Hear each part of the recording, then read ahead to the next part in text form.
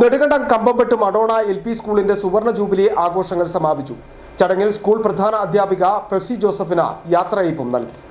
അതിർത്തി പട്ടണമായ കമ്പംമെട്ടിന്റെ വിദ്യാഭ്യാസ രംഗത്ത് പകരം വെക്കാനില്ലാത്ത സംഭാവനകൾ നൽകിയ സ്ഥാപനമാണ് കമ്പംമെട്ട് മഡോണ സ്കൂള്. 50ാം വാർഷികം ഒരു വർഷം നീണ്ടുനിന്ന നിരവധി പരിപാടികളോടെയാണ് ആഘോഷിച്ചത്. സമാപന സമ്മേളനം കരുണാപുരം ഗ്രാമപഞ്ചായത്ത് പ്രസിഡന്റ് ബിനു VS ഉദ്ഘാടനം ചെയ്തു. ജീവിതത്തിൽ വലിയ ഉന്നതിയിൽ എത്തിയിട്ടുള്ള നിരവധിയായ ആളുകൾ നിലവിലുണ്ട്.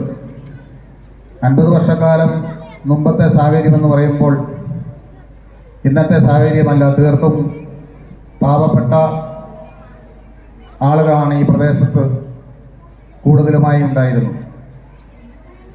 ആ കാലഘട്ടങ്ങളിൽ സ്കൂൾ പ്രധാന അധ്യാപിക പ്രസി ജോസഫിന് നൽകി.